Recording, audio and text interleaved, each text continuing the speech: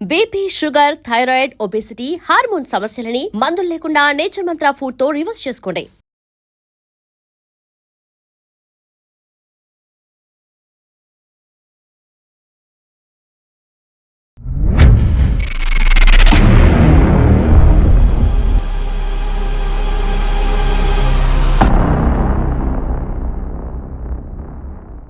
సడన్గా video call ఆ video కాల్లో ఒక అమ్మాయి నూడ్ అవుతుంది, కానీ ఆమెను చూసి ఇక్కడ ఈ వ్యక్తి కూడా నూడ్ అవుతాడు. తర్వాత జరిగిన అంతా కూడా జరుగుతుంది. అసలు ఆ క్రైమ్ ఏంటి, ఆ క్రైమ్ కంట్రోల్ చేయాలంటే మనం ఒక యంగ్ అమ్మాయి ఎర్లీ 20s ఉంటుంది. అమ్మాయి డేటింగ్ యాప్స్ దానిలో కలిసి ఒక అబ్బాయితో పరిచయం అయిన తర్వాత వాడేం చేశారంటే మనము కలిసే ముందు మనము ఇంటిమేట్ అవుదాము, we can also have sex online అని చెప్పేసి ఈడేం చేశాడు, ఈ అమ్మాయికి ఆన్లైన్లో నువ్వు న్యూడ్ చాట్ చేద్దామని చెప్పేసి అడిగాడు. ఈ అమ్మాయి కూడా దానికి కన్సెంట్ ఇచ్చి ఇద్దరు న్యూడ్ చాట్ చేశారు. ఈ అమ్మాయికి మాత్రం ప్రాపర్ లైటింగ్, ప్రాపర్ ఇది మంచి హెచ్డి క్వాలిటీ. ఆ వీడియోకి ఈమెకు తెలియకుండా స్క్రీన్ రికార్డ్ చేసుకొని ఈ అమ్మాయిని బ్లాక్మెయిల్ చేయడము, తర్వాత వాళ్ళిద్దరికి ఏదో గొడవ వస్తే ఎన్ఆర్ఐ అక్కడ ఉన్నప్పుడు అక్కడ డైవర్స్ తీసుకోకుండా ఇక్కడికి వచ్చి ఇక్కడ వివాహం చేసుకోవచ్చా, లేదు ఇక్కడ అమ్మాయిని పెళ్లి చేసుకొని ఇక్కడ అమ్మాయిని ఉంచి ఇక్కడ అమ్మాయికి డైవర్స్ ఇవ్వకుండా యూఎస్ ఎక్కడికో వెళ్ళి ఇంకో అమ్మాయిని పెళ్లి చేసుకోవచ్చు? లేదు, రెండు కుదరదు. ఎందుకంటే మనకు ఇండియాలో ఓన్లీ ఒక ముస్లిం సెకండ్ మ్యారేజ్ చేసుకోవడం అనేది మనకు ఇండియన్ చట్టంలో ఎక్కడ కూడా. ఇక్కడ అమ్మాయిని పెళ్లి చేసుకొని అమెరికా వెళ్ళి ఇంకో అమ్మాయిని పెళ్లి చేసుకున్నాం, ఇక్కడ డైవర్స్ ఈ అమ్మాయి ఏం చేయాలి? అలా ఇక్కడ ఇండియాలో కంప్లైంట్స్ చేసుకోవాలి. అతనికి పనిష్మెంట్ కింద అంటే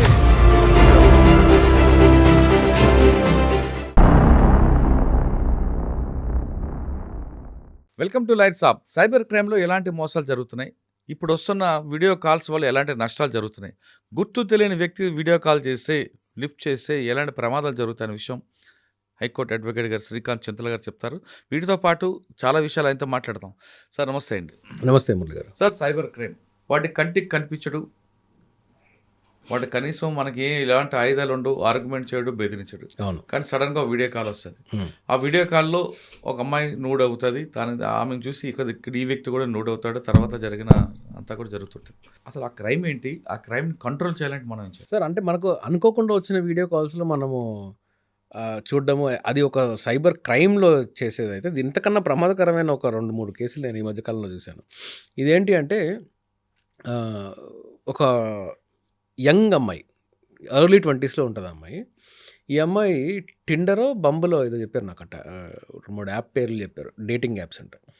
దానిలో కలిసి ఒక అబ్బాయితో పరిచయం అయిన తర్వాత వాడేం చేశారంటే మనము కలిసే ముందు మనము ఇంటిమేట్ అవుదాము, we can also have sex online అని చెప్పేసి వీడేం చేశాడు, ఈ అమ్మాయికి ఆన్లైన్లో నువ్వు న్యూడ్ చాట్ చేద్దామని చెప్పేసి అడిగాడు. ఈ అమ్మాయి కూడా దానికి కన్సెంట్ ఇచ్చి ఇద్దరు న్యూడ్ చాట్ చేశారు. అయితే ఆ అబ్బాయి ఏం చేశారంటే ఎక్కువగా బాడీని రివీల్ చేయకుండా అతను కొంచెం జాగ్రత్త వహించాడు. అతని సైడ్ లైట్ డిమ్ పెట్టుకొని జాగ్రత్త వహించాడు. ఈ అమ్మాయికి మాత్రం ప్రాపర్ లైటింగ్, ప్రాపర్ ఇది పెట్టుకొని మంచి హెచ్డి క్వాలిటీ వీడియో లాగా అది తీసుకున్నాడు. అండ్ వాడెవడు చెప్తే ఈ అమ్మాయిలకు ఇప్పిందండి. అంటే వాళ్ళు ఏంటంటే ఈ డేటింగ్స్ దాంట్లో కన్సెన్షువల్గా ఆ అమ్మాయి నమ్మి చేసి ఉండొచ్చు, ఇన్నోసెంట్గానే చేసి ఉండొచ్చు.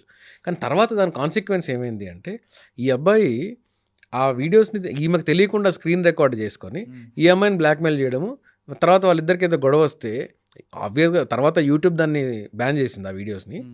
తర్వాత వాడు యూట్యూబ్లో పెట్టేశాడు, ఏకంగా సోషల్ మీడియాలో పెట్టేశాడు, పాన్ సైట్స్లో పెట్టాడు. ఇంకొక కేసులో అయితే దాదాపు ఒక 10 ఏళ్ల క్రింద జరిగిన ఒక కేసు ఇది. అందులో ఆ అమ్మాయి ఎవ్రీడే స్కైప్లోనో దీంట్లోనో కూర్చొని ఆన్లైన్లో ఈ వీడియోస్ అన్నీ ఓపెన్ చేసేది, ఆన్లైన్లో సెక్స్ చాట్స్ అవన్నీ చేసేవాళ్ళు. వాడేం చేశాడు, ఈ అమ్మాయికి తెలియకుండా సేమ్ అట్లాగే రికార్డ్ చేసుకొని అవి తీసుకొని వెళ్ళి తర్వాత వాళ్ళిద్దరికి ఏదో డిఫరెన్సెస్ వచ్చాయి, అవి తీసుకొని వెళ్ళి పాన్ సైట్లో పెట్టాడు. వీళ్ళిద్దరు పరిస్థితి ఏంటండి మానసికంగా? ఈ ఇద్దరు అమ్మాయిలు, ఒక లేడీ ఏమో మిడిల్ ఏజ్డ్ ఉమెన్, ఒక అమ్మాయి ఏమో young 20 years women, unmarried women. వీళ్ళిద్దరికి మానసిక పరిస్థితి ఏమై ఉంటుంది అంటే కాన్సిక్వెన్షియల్ మానసిక పరిస్థితి ఏమై ఉంటుంది అంటున్నా. అంటే చేసేటప్పుడు కాదు, చేసేటప్పుడు వాళ్ళు పాపం నమ్మి చేసి ఉండొచ్చు, లేదా నిజంగానే వాళ్ళకి కావాలనిపించి చేసి ఉండొచ్చు. కన్సెంట్ ఇచ్చింది వాడొక్కడో చూడడానికి, ప్రపంచం ముందుకు చూపించడానికి కాదు, పాన్ సైడ్లో పెట్టడానికి కాదు కదా. సో ఈ కన్సెంట్ని ఎట్లా అంటే అమ్మాయిలు కూడా కొంచెం జాగ్రత్త వహించాలి. ఎందుకంటే నష్టము ఎక్కువగా సోషల్గా ఎక్కువగా నష్టం జరిగేది ఉమెన్కి ఎక్కువ ఉంటుంది. వాడేం చేస్తున్నాడు, వాడి ఫేస్ని బ్లర్ చేసుకొని, వాడి పేరుని బ్లర్ చేసుకొని ఆన్లైన్లో అప్లోడ్ చేస్తున్నాడు. లేకుంటే ఈ అమ్మాయి వరకు మాత్రమే కట్ చేసి అప్లోడ్ చేస్తున్నాడు. ఆ అమ్మాయి కన్సెంట్ ఇవ్వలేదు కదా. సో ఈ ఆన్లైన్ డేటింగ్లు, ఆన్లైన్ సెక్స్ చాట్స్ ఇలాంటివి ఉమెన్ చేయకుండా ఉండడానికి, అది ఎంతటి తెలిసిన వ్యక్తి అయినా కానీ, బాయ్ ఫ్రెండ్ అయినా కానీ, దయచేసి మీరు ఆ ఆన్లైన్ సెక్స్ల జోలికి వెళ్ళకండి. ఈ ఆన్లైన్ న్యూడ్ చాట్స్ జోలికి వెళ్ళకండి. వెళ్తే ఈ మధ్యకాలంలో నేను చూస్తున్న ప్రమాదం ఇది ఇంకా ఎక్కువగా అయ్యే ప్రమాదం ఉంది. రాబోయే కాలంలో ఇంకా ఏఐ కూడా వచ్చేసింది. సో ఆ కొంచెం న్యూడ్గా దొరికిందంటే దాన్ని బట్టి డెవలప్ చేసి ఎన్ని ఏఐ వీడియోస్ చేయొచ్చో అది మనం అందరం చూస్తూనే ఉన్నాం. కాబట్టి కొంచెం జాగ్రత్త వహించి, మీకు అంత నమ్మి ఆన్లైన్ న్యూడ్ చాట్ చేయాలి అని అనుకున్నా కానీ, అంతగా చేయాలి అని అనుకున్నా కానీ, బాగా నమ్మిన వ్యక్తి అయితే మీరు ఆలోచించి నిర్ణయం తీసుకోండి. ఎందుకంటే ఈ థ్రెట్ ఈ మధ్య చాలా కేసుల్లో చూస్తున్నాం. కానీ ఆన్లైన్లో వద్దంటారు. ఆన్లైన్లో వద్దు.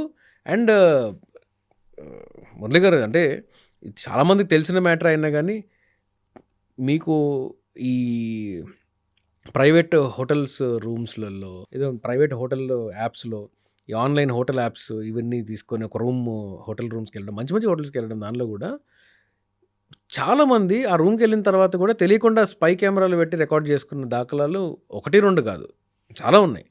మీకు ఈ మధ్య నాకు ఎవరో చెప్తున్నారు, టెలిగ్రామ్ అనే ఒక యాప్ ఉందంట. నా దగ్గర లేదు అది, నేను వాట్సాప్ వాడతాను. టెలిగ్రామ్ అనే ఒక యాప్ ఉందంట. ఈ టెలిగ్రామ్ అనే యాప్లో, దాని తర్వాత నేను డౌన్లోడ్ చేసి చూశాను అసలు ఏంటి ఇది, ఈ యాప్ ఏంటి అని. ఆ యాప్లో మీకు ఎలాంటి కంటెంట్ కావాలన్నా కానీ దొరికేస్తుంది. ఈ హోటల్లో అంటే మీకు మీరు సెలెక్ట్ చేసుకోవచ్చు అంట.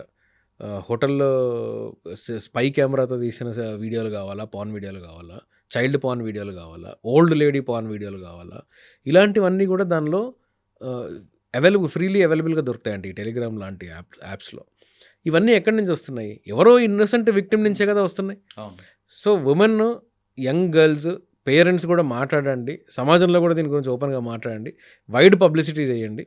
ఎవరినంటే వాళ్ళని పిచ్చగా వాళ్ళతోటి ఎక్కువగా ఎక్కువగా వాళ్ళని నమ్మి బ్లైండ్గా నమ్మిపోవడం వల్ల నష్టం జరిగే ప్రమాదమే ఎక్కువ ఉంది. కాబట్టి కొంచెం ఇన్ఫార్మ్డ్ డెసిషన్ తీసుకోండి.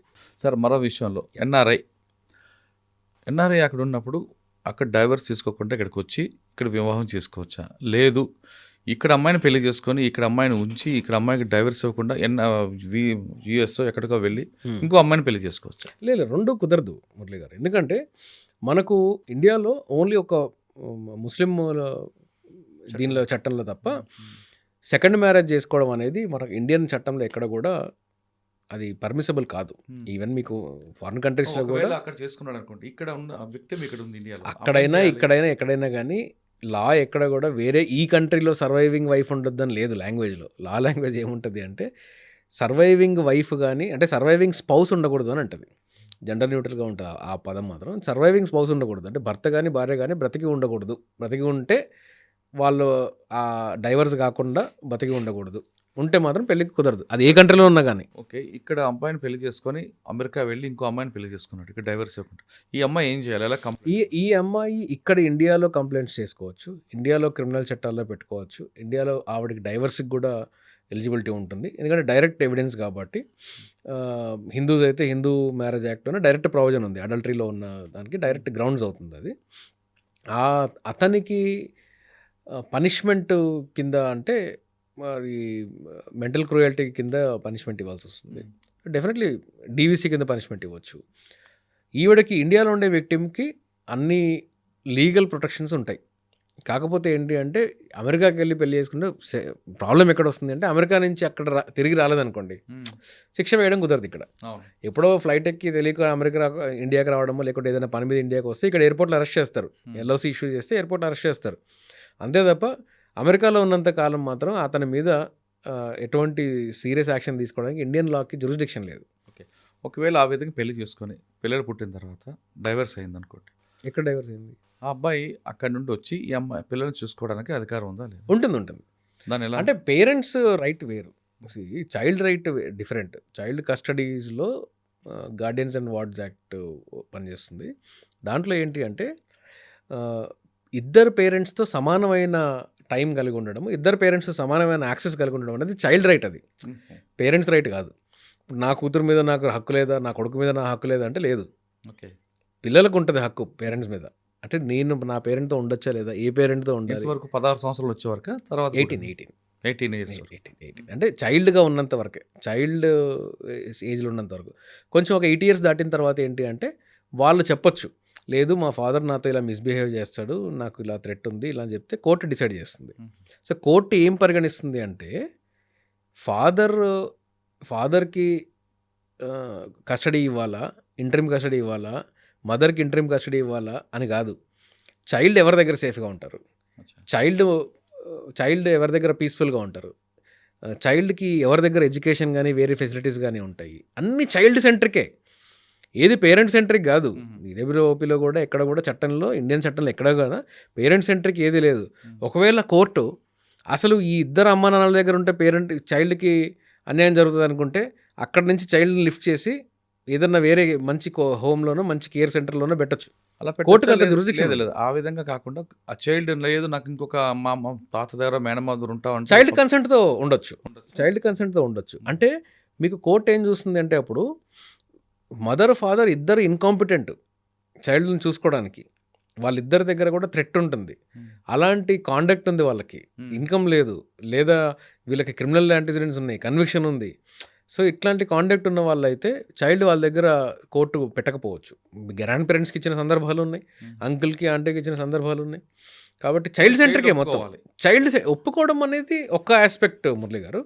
ఒప్పుకున్నా ఒప్పుకోకపోయినా ఏంటి అంటే చైల్డ్ ఎక్కడ సేఫ్గా ఉంటుందనేది పారామీటర్. కాబట్టి చైల్డ్కి అంటే తనకి ఏది కరెక్ట్ కాదు అని చెప్పే వయసుకు చైల్డ్కి రావాలి. జనరల్గా ప్రిజంప్షన్ ఏంటంటే 8 ఇయర్స్ తర్వాత వస్తుంది. 8 ఇయర్స్ తర్వాత 8 సంవత్సరాలు నిండిన తర్వాత, అందుకనే చిన్న సైడ్ ట్రాక్ ఏంటంటే చైల్డ్ కూడా 8 సంవత్సరాల కన్నా కింద ఉండే చైల్డ్ ఏదన్నా తప్పు చేస్తే శిక్ష లేదు. 8 ఇయర్స్ తర్వాత తప్పు చేస్తే దానికి మళ్ళా జేజే యాక్ట్లో కూడా శిక్షలు ఉంటాయి. ఎందుకంటే 8 ఇయర్స్ తర్వాత ఇతనికి ఆ మెచ్యూరిటీ వస్తుంది, మెంటల్ మెచ్యూరిటీ వస్తుంది, ఆ పరాన్న తప్పు చేయడానికి అనేది చైల్డ్ ఒక చట్టం ప్రిజంప్షన్. సో 8 ఇయర్స్ కన్నా ముందు అసలు ఏం చేసినా శిక్ష ఉండదు. 8 ఇయర్స్ తర్వాతనే, ఈవెన్ మీకు జేజే యాక్ట్ కూడా 8 ఇయర్స్ తర్వాతనే అప్లై అవ్వాలి. కాబట్టి 8 ఇయర్స్ తర్వాత ఏంటి అంటే పిల్లల్ని అడుగుతారు, జడ్జెస్ కూడా పిల్లల్ని అడుగుతారు. కేవలం ఫ్యామిలీ కోర్టుకు మాత్రమే ఉంటుంది. మీకు ఫ్యామిలీ కోర్టు జడ్జికి తప్ప వేరే ఎవరికి కూడా చైల్డ్ కస్టడీని డిసైడ్ చేసే రైట్ లేదు. ఈ మధ్యకాలంలో పిచ్చిగా ఏదో చైల్డ్ వెల్ఫేర్ డిపార్ట్మెంట్ వాళ్ళు చేస్తున్నారు, పరిధి దాటి ప్రవర్తిస్తున్నారు. వీళ్ళు చైల్డ్ వెల్ఫేర్ వాళ్ళకి ఉండే పరిధి ఏంటి అంటే చైల్డ్ డేంజర్లో ఉంది అంటే మాత్రమే రెస్క్యూ చేయడానికి మాత్రమే వాళ్ళకి ఉండే పవర్.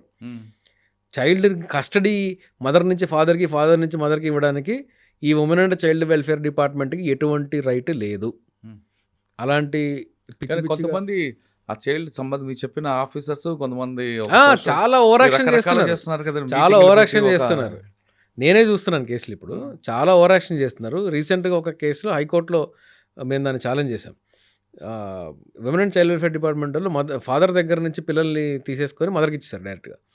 అది ఎట్లా ఇస్తారు, మీకు పవర్ లేదు కదా అంటే మాకు పవర్ ఉంది అంటారు. దానికి మళ్ళీ పోలీసు వాళ్ళ ఇన్వాల్వ్మెంట్ ఒకటి.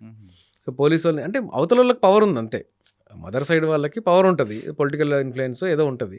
వాళ్ళు చెప్తారా తీసుకురంటే తర్వాత కోర్టులో చూసుకుందాం అని అంటారు. ఫస్ట్ చైల్డ్ అయితే మారిపోయాడు కదా, కస్టడీ మారిపోయింది కదా, ఇప్పుడు దాని నుంచి అక్కడ ఆ పిల్లల్ని మళ్ళీ వెనక్కి తెచ్చుకోవడానికి 2-3 ఏళ్ళు పడుతుంది మన న్యాయ వ్యవస్థలో.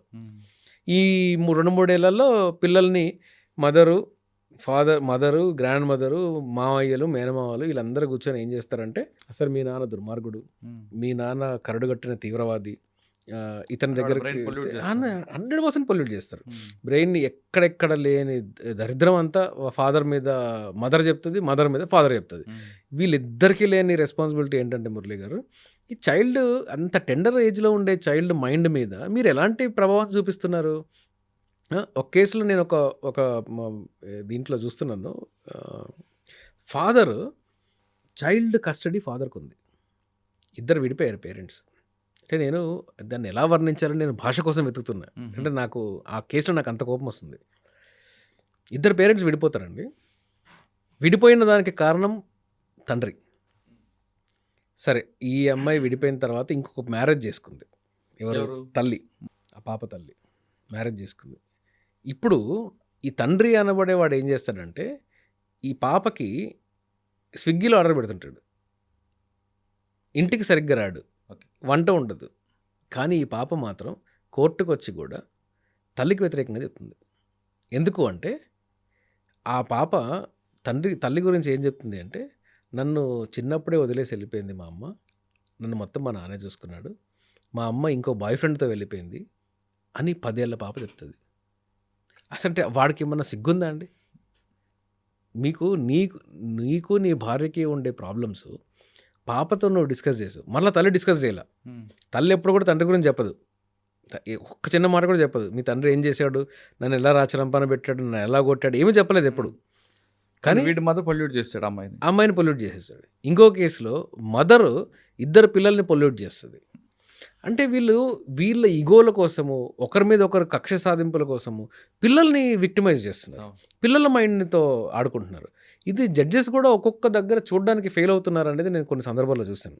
అందుకే నేను ఈ మధ్య ఏం చేస్తున్నానంటే, ఈ జడ్జి గారికి చెప్పే దశలో జడ్జి గారు ప్రాపర్గా రియాక్ట్ అవ్వకపోయినా, లేదంటే దాని సెన్సిబిలిటీస్ అర్థం చేసుకునే ఇది లేదు అని నాకు అనిపించినా కానీ ఏం చేస్తున్నా అంటే వెంటనే కొన్ని సందర్భాల్లో జడ్జిలకి ఆ ఎక్స్పర్ట్ ఒపీనియన్ ఇవ్వడానికి కొన్ని సందర్భాల్లో నిజంగా అవసరమయ్యి చైల్డ్ని సైకియాట్రిక్ ఎవాల్యుయేషన్కి పంపించాలి, ఈ చైల్డ్ని మైండ్ ఖరాబ్ చేశారు, ఈ మైండ్ ట్యూటర్ చేశారు ఈ చైల్డ్ని అని చెప్పి సైకాలజిస్ట్ దగ్గరికి ఎవాల్యుయేషన్ పంపించండి అని చెప్పేసి నేను ఒక 2-3 కేసుల్లో చైల్డ్ని సైకాలజిస్ట్ దగ్గర పంపించి రిపోర్ట్ తెప్పించాను.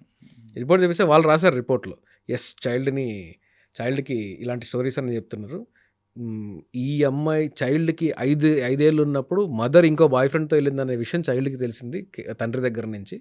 ఇది చైల్డ్ మైండ్ని పొల్యూట్ చేయడమే అని చెప్పేసి సైకాలజిస్ట్ రిపోర్ట్ ఇచ్చారు. అంటే చూడండి, వీళ్ళకిద్దరికి పేరెంట్స్కి ఏదన్నా బుద్ధి ఉందా అండి కనీసం? ఆ కేసులో ఆ అమ్మాయికి విడిపోవడం ఓకే సార్, ప్రపంచంలో కలిసి ఉండడము విడిపోవడం అనేది వ్యక్తిగతము. పిల్లలు ఖలీల్ జిబ్రాన్ చెప్తాడు, పిల్లలు మీ వల్ల పుట్టట్లేదు, మీ ద్వారా పుడుతున్నారు. మీరు వాళ్ళని ఓన్ చేసుకోవడం, మీరు వాళ్ళ యజమానులు కాదు, వాళ్ళకంటూ ఒక మైండ్ ఉంది, వాళ్ళ మైండ్లో వాళ్ళని పెరగనివ్వండి. You don't own them, so they are born through you, not because of you అంటాడు. ఇది ఈ చిన్న స్టేట్మెంట్ అయినా కానీ ఎంత ఫిలసాఫికల్ స్టేట్మెంట్ అంటే ఇది. ఇప్పుడు నా కొడుకున్నాడు, నేను వాడిని ఓన్ చేసుకుని నా పని ఏంటి? నేను వాడిని ప్రొటెక్షన్ ఇవ్వడం, ఎడ్యుకేషన్ ఇవ్వడం, కేర్ ఇవ్వడము, ఏదైనా అటు ఇటు వెళ్తుంటే నేను కొంచెం ఇది కాదు ఇలా అని చెప్పడం, చట్టం నేర్పించడము, ఆ తర్వాత వాడి కెరీర్కి హెల్ప్ అయ్యేటట్టు నేను చేయడం. అంతేగాని నేను వాడి మైండ్ని డిక్టేట్ చేసి నేను వాడి యజమానిలాగా బిహేవ్ చేసి నేను చెప్పినట్టు కంట్రోల్లో ఉండాలి అనుకోవడం అనేది అది తప్పు, ముమ్మాటికి తప్పది. కాబట్టి చైల్డ్ మైండ్ని ఏ పేరెంట్స్ కూడా చేయకూడదు. కోర్టులు చేస్తున్న తప్పు ఒకటి ఉంది మురళి గారు, చైల్డ్ కస్టడీ మ్యాటర్స్లో. ఏంటి అంటే చైల్డ్ కస్టడీ మ్యాటర్స్లో చట్టం చెప్తుంది చాలా స్పీడీగా డిస్పోజల్ చేయాలి, చైల్డ్తో ఇంటరాక్ట్ అవ్వడం ఎలాంటి పరిస్థితులు అవ్వాలి. మీకు కేసు వేసిన తర్వాత చైల్డ్ని కోర్టుకి తీసుకురావడానికి, కోర్టులో తీసుకొచ్చి జడ్జి గారు చైల్డ్తో మాట్లాడడానికి ఒక అయ్యే వేయాలి, దానికి కౌంటర్ వేయాలి, ఆ కౌంటర్లో హీరింగ్ వినాలి, విన్న తర్వాత జడ్జికి డౌట్ రావాలి, డౌట్ వచ్చిన తర్వాత జడ్జి నేను పిల్లలతో మాట్లాడతానని చెప్పాలి. ఈ లోపల కనీసం ఒక 2-3 నెలలు జరుగుంటుంది. ఈ 2-3 నెలల్లో ఎవరైతే కేసులు వేసుకుంటారో ఆపోజిట్ పార్టీ కంపల్సరీగా పిల్లల్ని నువ్వు ఇలా చెప్పకపోతే నేను రేపు పొద్దున నేను నీకు దూరం అయిపోతాను, నీకు అమ్మ కావాలా నాన్న కావాలా నువ్వు డిసైడ్ చేసుకో, నువ్వు కోర్టు జడ్జి గారు ముందుగా నాకు నాన్న దగ్గరికి నేను వెళ్తానని చెప్పానంటే నిన్ను మొత్తానికి నాన్నకే ఇచ్చేస్తారని చెప్పేసి చెప్పడము. ఇది అసలు ఎక్కడో ఫ్యామిలీ కోర్ట్స్ కూడా చైల్డ్ విషయంలో అంత సెన్సిబుల్గా లేవు అనేది జనరల్గా నేను కోర్టులో చూస్తున్నా. నా అభిప్రాయం కదా, రియాలిటీ అది. నా అభిప్రాయం, డెఫినెట్గా నా అభిప్రాయం. ఫాస్ట్గా చేయాలి. పిటిషన్ ఈరోజు చేశారు, వారం లోపల ఎందుకు పిల్లరండి చేయలు కదా. డైవర్స్ కేసుల్లో 10 ఏళ్ళ నుంచి పెండింగ్ పెడుతున్నారు, మెయింటెనెన్స్ కేసులు 10 ఏళ్ళని పెండింగ్ పెడుతున్నారు, డీవీసీలు అలాగే ఉంటున్నాయి. తలాతొక్క లేకుండా అప్లికేషన్లు వేస్తూ ఉంటే కూడా మీరు ఎంటర్టైన్ చేస్తున్నారు. ఇవన్నీ బాగానే ఉన్నాయి. చైల్డ్ కేసులో అరే 1 నెలలో డిసైడ్ చేయండి, 2 నెలల్లో డిసైడ్ చేయండి, లేదా 3 నెలల్లో డిసైడ్ చేయండి. ఎందుకు మీకు 3 ఏళ్ళు కావాలి? 3 సంవత్సరాలు ఎందుకండి ఒక ఒక కస్టడీ కేసు డిసైడ్ చేయడానికి? ఒక ఐఏ డిసైడ్ చేయడానికి 4 నెలలు, 5 నెలలు, 6 నెలలు ఎందుకండి? చైల్డ్ రైట్ కదా! కాబట్టి జడ్జెస్ కూడా ఎక్కడో దగ్గర కొంచెం సెన్సిబుల్‌గా వ్యవహరించాలి. ఈ జీడబ్ల్యూఓపీ మ్యాటర్స్‌ని మాత్రం కొంచెం ప్రత్యేకమైన దృష్టి పెట్టి చూడాలి. అవసరమైతే ఇంకా జడ్జెస్ సంఖ్య పెంచండి. అంతేగాని చైల్డ్ రైట్స్‌లో మాత్రము మీరు కేర్ తీసుకోకపోతే చైల్డ్ ట్రామాకి గురి చేస్తున్న వాళ్ళల్లో అమ్మా, నాన్న కాకుండా జ్యుడిషియల్ వ్యవస్థ కూడా తయారవుతుంది. చిన్నపిల్లల కేసు విషయంలో మిగతా కేసుల కన్నా చాలా ఫాస్ట్‌గా ఉండాలంటున్నారు శ్రీకాంత్ గారు. ఈ కేసులు కూడా రెగ్యులర్‌గానే ఎక్కువగా టైం ప్రొలాంగ్ చేస్తే పిల్లల యొక్క మానసిక స్థితి మారిపోయే అవకాశం ఉంటుంది. వాళ్ళు నష్టపోవడానికి తల్లిదండ్రులు కాదు, అందులో మీరు కూడా ఒక భాగస్వామి అవుతారనేది శ్రీకాంత్ గారు చెప్తున్నారు. ఇది శ్రీకాంత్ గారితో ఎక్స్క్లూజివ్ ఇంటర్వ్యూ. వచ్చే వారం మరో ఇష్యూలో మళ్ళీ కలుద్దాం. అంతవరకు నమస్తే. థ్యాంక్ యూ అండి. Thank you very much.